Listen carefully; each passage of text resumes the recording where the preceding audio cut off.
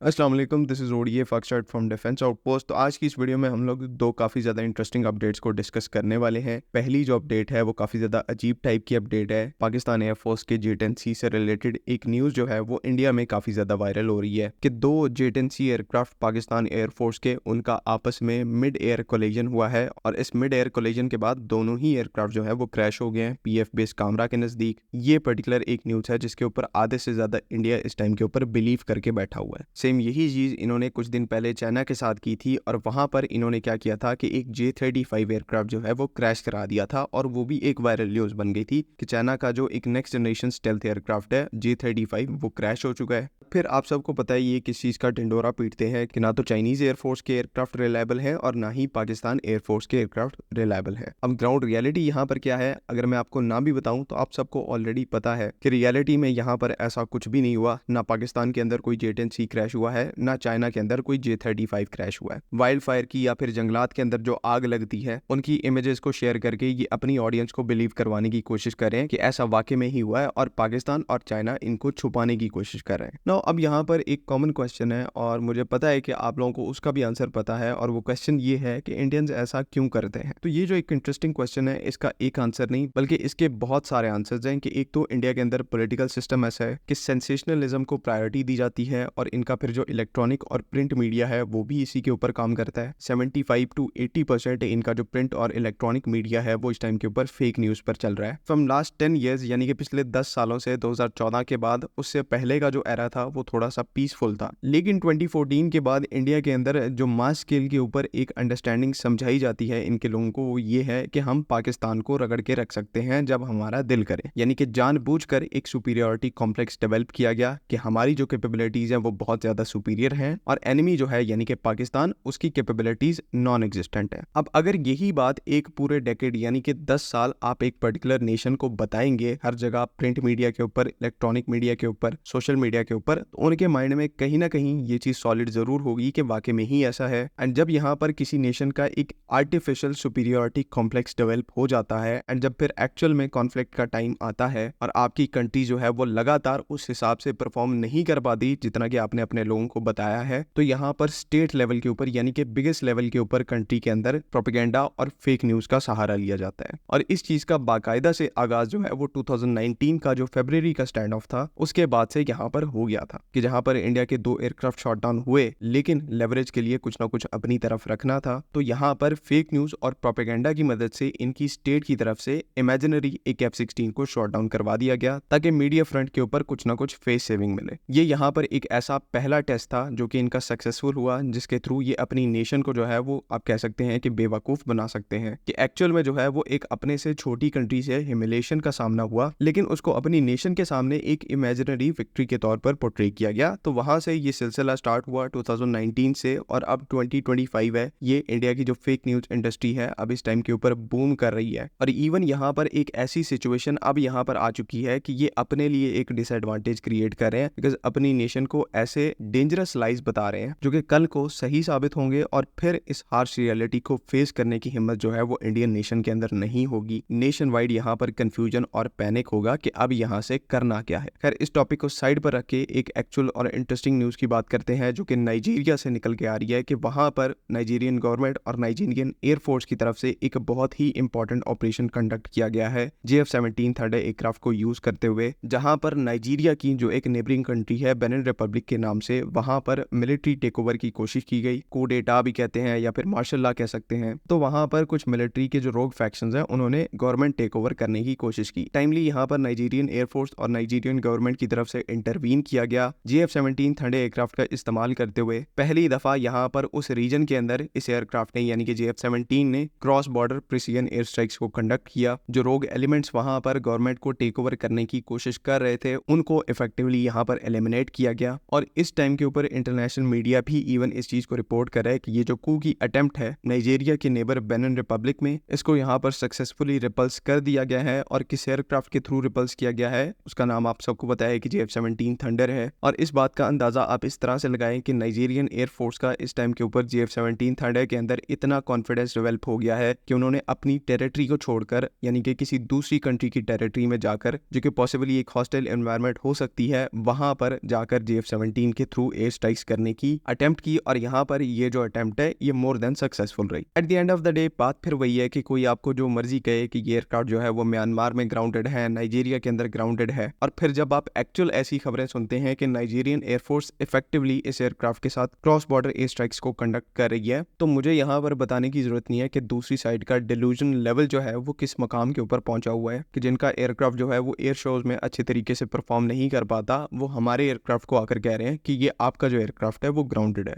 बाकी आगे आप लोग ज्यादा समझदार हैं। आई होप कि यहाँ पर तमाम चीज़ें क्लियर हैं। अगर इनसे रिलेटेड कोई क्वेश्चन है तो काइंडली उसको कमेंट्स में ज़रूर मेंशन करें। बाकी अगली वीडियो तक के लिए अल्लाह हाफ़िज़। पाकिस्तान जिंदाबाद।